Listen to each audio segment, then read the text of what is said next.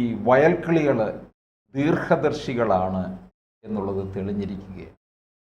ഒരു വലിയ പ്രക്ഷോഭവും പ്രതിഷേധവും ഒക്കെ രേഖപ്പെടുത്തിയപ്പോൾ അവരെ അധിക്ഷേപിക്കുന്നവരാണ് ഇവിടെ ഉണ്ടായത്.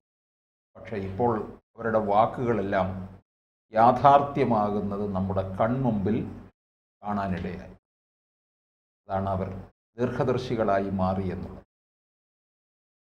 ദീർഘദർശികളായി മാറി എന്നുള്ളതിനേക്കാൾ പ്രധാനം അവർ സാമാന്യ ബുദ്ധിയുള്ളവരായിട്ട് മാറി. നമ്മൾ കോമൺ സെൻസ്, നമ്മളുടെ ഈ നേട്ടങ്ങൾക്ക് വേണ്ടിയിട്ടും ആ നേട്ടങ്ങൾ ഉപയോഗിച്ച് വോട്ട് നേടാൻ വേണ്ടിയിട്ടും നമ്മൾ പലപ്പോഴും ഈ സാമാന്യ യുക്തിയൊക്കെ അങ്ങ് മറക്കുക. എങ്ങനെയെങ്കിലും വികസനം കൊണ്ടുവന്ന് ആ വികസനത്തിൻ്റെ നായകന്മാരായിട്ട് അറിയപ്പെടാൻ വേണ്ടി തിരഞ്ഞെടുപ്പ് എടുക്കുമ്പോൾ പ്രത്യേകിച്ചു ഞങ്ങളുടെ നേട്ടമാണ് എന്ന് പറഞ്ഞിട്ട് അത് പോസ്റ്റർ വിട്ട് ഫ്ലക്സും ഇട്ട് അതിനെ കൊട്ടി ഘോഷിച്ചുകൊണ്ട് പാട്ടും പാടിച്ചുകൊണ്ട് പ്രചാരണം നടത്തി ചുക്കാൻ പിടിച്ച് അധികാരത്തിൽ വരാനുള്ള ഒരു തൃഷ്ണ വളരെ വലുതായിരിക്കുകയാണ് കേരളത്തിൽ ഈ നിയമസഭാ തെരഞ്ഞെടുപ്പ് വരുന്നതോടുകൂടി. അതുകൊണ്ട് ദേശീയപാത എന്ന് പറഞ്ഞ് ദേശീയപാതയിൽ ഉടനീളം ഇങ്ങനെ പ്രഘോഷണം നടത്തിക്കൊണ്ട് പ്രചാരണം നടത്തിക്കൊണ്ടിരിക്കുകയായിരുന്നു CPM. അപ്പോഴാണ് കൂരിയാട്, മലപ്പുറം, നിലമ്പൂരിന് അടുത്തുള്ള പ്രദേശത്ത് ദേശീയപാതയിൽ വിള്ളലുണ്ടായിട്ട് പല വീടുകളിലേക്കും ഇതിൻ്റെ വെള്ളം ചെന്ന് കയറി ചെളിയുമായിട്ട് കയറി ദേശീയപാത തകർന്നടിഞ്ഞ് അത് കണ്ടു കഴിഞ്ഞാൽ പേടിപ്പിടിക്കുന്ന ഒരു ഭീകര ഗർത്തമായിട്ട് അങ്ങനെ മാറി. നാട്ടുകാർ ഭയവിഹ്വലരായി തീർന്ന ഒരവസ്ഥയിലേക്ക് അത് കൂപ്പുകുത്തി.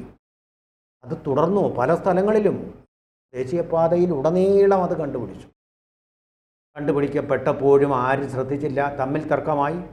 കേന്ദ്രത്തിൻ്റെ കുഴപ്പമാണ് എന്ന് കേരള ഗവൺമെൻറ് പറഞ്ഞു. കേന്ദ്രം ഏറ്റെടുത്തു. ആ നടപടികളുണ്ടായി. ആ നിർമ്മാണ പ്രവർത്തനം നടത്തിയ കമ്പനിയെ പുറത്താക്കി. അതുപോലെ തന്നെ ദേശീയപാത അതോറിറ്റിയാണിത് പരിശോധിച്ചത്. അവർക്കെതിരെ പല ഉദ്യോഗസ്ഥന്മാരെയും പുറത്തായി. ഏറ്റവും ഒടുവിൽ കേരള റീജിയണൽ മേധാവിയെ തന്നെ മാറ്റി ശക്തമായ എടുത്തുകൊണ്ട് അത് തിരുത്തി ഡിസംബറിൽ തന്നെ ഇത് പൂർത്തിയാക്കും എന്ന് നിതിൻ ഗഡ്കരി ഉറപ്പ് നൽകിയിരിക്കുക. അത്ര കഴിവുള്ള ഒരു മനുഷ്യനാണ്.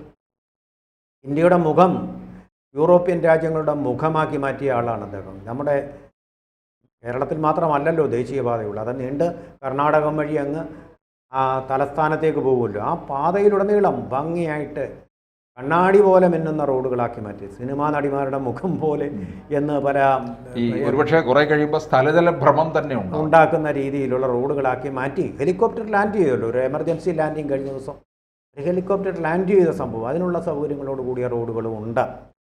അതിനിടയ്ക്കാണ് കേരളത്തിൽ ഇങ്ങനെ സംഭവിച്ചത്. ഇങ്ങനെ സംഭവിച്ചപ്പോഴും എല്ലാവരും മറന്നുപോയി. ഈ റോഡിൻ്റെ പാതയ്ക്ക് വേണ്ടി മണ്ണെടുക്കുമ്പോൾ, ഭൂമി ഏറ്റെടുക്കുമ്പോഴേ ഇത് അപകടമാണ്, ഇത് ചെയ്യരുതെന്നും പറഞ്ഞ് സമരം ചെയ്ത ചില ആളുകളുണ്ട്. വയൽക്കിളികൾ എന്നാണ് അവരറിയപ്പെടുന്നത്. അവരുടെ സ്വയം വിശേഷിപ്പിച്ചു. അതെ, വയൽക്കിളി ഒരു പരിസ്ഥിതി സംഘടനയുടെ പേരാണത്. പ്രകൃതിയോട് ചേർന്നിണങ്ങിയ ഒരു പേര് കൊടുത്തു എന്ന് മാത്രം. അവരൊക്കെ പലരും മാർക്സിസ്റ്റുകാരായിരുന്നു. ശാസ്ത്ര പരിഷത്തും CPM-ന്റെ അനുഭാവികളുമായിരുന്നു. അല്ല, കേരളയിലെ തന്നെ എതിർത്തതും കൂടുതലും പരിഷത്തിലുള്ളവരായിരുന്നു. RVG മേനോനെ പോലുള്ളവരൊക്കെ. അതാണ് സയൻസിൻ്റെ യുക്തി, ശാസ്ത്രത്തിൻ്റെ സാമാന്യ യുക്തിയാണ് അവർ പറയുന്നത്.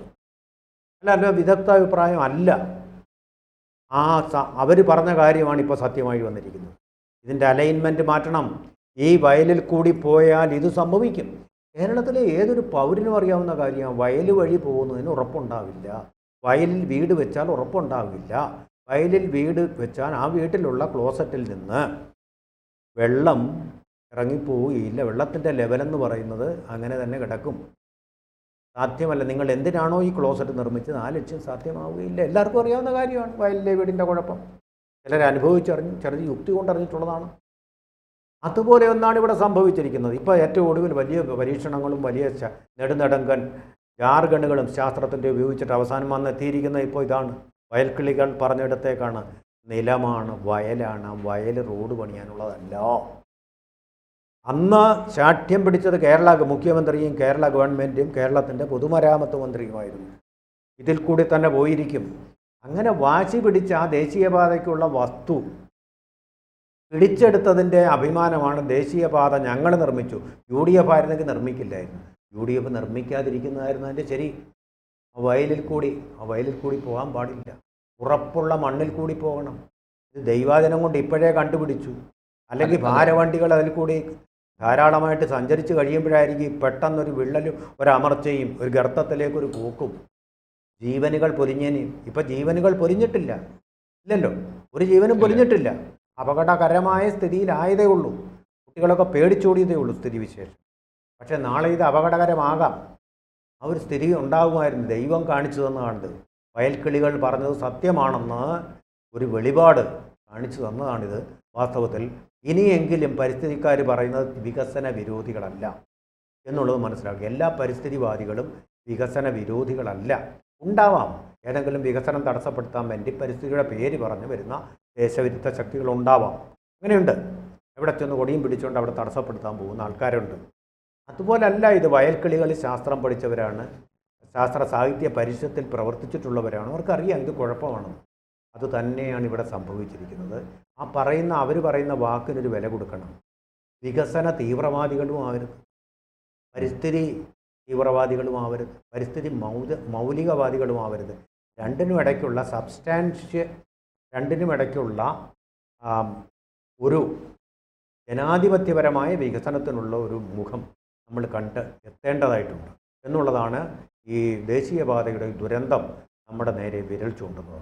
തീർച്ചയായിട്ടും ആ വയൽക്കിളികൾ പറഞ്ഞതനുസരിച്ച് അലൈൻമെൻറ്റ് വഴിയായിരുന്നുവെങ്കിൽ ഈ ഒരു ദുരന്തം സംഭവിക്കാതെ തന്നെ നമുക്ക് ഈ കാര്യങ്ങൾ തീർച്ചയായിട്ടും നടപ്പാക്കാൻ കഴിയുമായിരുന്നു. കാരണം it is beyond the study of the national highway authority എന്നുള്ളതാണ്. കാരണം മറ്റെങ്ങും ഇങ്ങനെ സംഭവിക്കില്ല. കേരളത്തിൽ മാത്രമേ ഇങ്ങനെ സംഭവിക്കൂ. കാരണം എന്താണ്? അതിലെ ചെളി. ഈ കേരളത്തിലെ പോലെ മറ്റെങ്ങും ഒരു വയലിലും ചെയ്യാൻ ശ്രദ്ധിച്ചിട്ടുണ്ടോ? കാലിങ്ങനെ കുടഞ്ഞ് മറിയുകയില്ല, ചെളിയിൽ ചവിട്ടി കുടഞ്ഞ് മറിയുകയില്ല. അത്ര മണ്ണാണ്. ക്ലേ സാൻഡ് എന്നാണ് അതിന് പറയുന്നത്. നമ്മൾ ചെളി എന്ന് പറയുന്നത് ആ സാൻഡ് അത്ര കുഴഞ്ഞ് മറിഞ്ഞ് വേറെ ഒന്നും ഉണ്ടാവില്ല. കാരണം ഇത്രയും വെള്ളവും അതുപോലെ തന്നെ ചെളിയും എല്ലാം കൂടി നിളഞ്ഞ മണ്ണ് എന്ന് പറയുന്നത് ഒരിക്കലും അതൊരു നിർമ്മാണ പ്രവർത്തനത്തിന് ഉപയോഗമല്ലാത്ത വയലിലെ മണ്ണ് എന്ന് പറയുന്നത്. അതുകൊണ്ട് തന്നെയാണ് നെല്ല് അവിടെ സമർത്ഥമായിട്ട് വളരുന്നത്. അതുകൊണ്ട് തന്നെയാണ് ആ ഒരു മണ്ണിൻ്റെ ഘടന കൊണ്ട് തന്നെയാണ്. അപ്പം മണ്ണിൻ്റെ ഘടന അറിയാതെയുള്ള ഒരു പ്രവർത്തനമാണ് ദേശീയപാത നിർമ്മാണത്തിൽ നടത്തിയത്.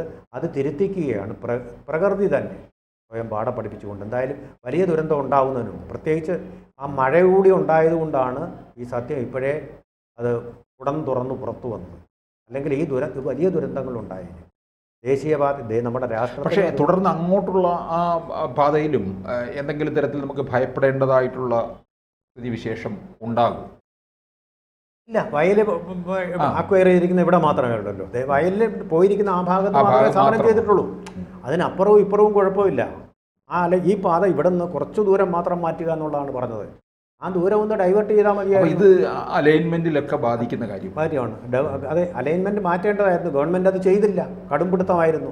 വയൽക്കിളികളുടെ സമരം അടിച്ചമർത്തി, അത് ചോരയിൽ മുക്കി കൊന്നു. അവർ വിജയിച്ചു. പക്ഷേ വിജയം പരാജയമാണെന്നിപ്പോൾ ബോധ്യപ്പെടുത്തി. നിതിൻ ഗഡ്കരി ഇപ്പോൾ സമ്മതിച്ചിട്ടുണ്ട് ജനുവരിയിൽ തന്നെ പാതയുടെ ഉദ്ഘാടനം നടക്കുമെന്ന്. അതാണ് അവരുടെ ആവശ്യം, ഗവൺമെൻറ്റിൻ്റെ ആവശ്യം. കാരണം പുതിയ തെരഞ്ഞെടുപ്പ് വരുമ്പോൾ ഇതാ കണ്ടോ ഞങ്ങളുടെ ദേശീയപാത എന്ന് പറയാൻ വേണ്ടി. അല്ല, അതിനെ ക്രെഡിറ്റ് എടുക്കാൻ സർക്കാർ ഇവിടെ റെഡിയായി നിൽക്കുകയാണ്. അതെ, ഡിസ്ക്രെഡിറ്റ് മുഴുവൻ കേന്ദ്രത്തിന്, ക്രെഡിറ്റ് മുഴുവൻ ഞങ്ങൾക്കെന്നാണ് ഈ അമ്മായിയപ്പൻ മരുമോൻ കൂട്ടുകെട്ടിൻ്റെ ഒരു പോളിസി. അങ്ങനെ അവർ പറഞ്ഞുകൊണ്ടിരിക്കുന്നത്.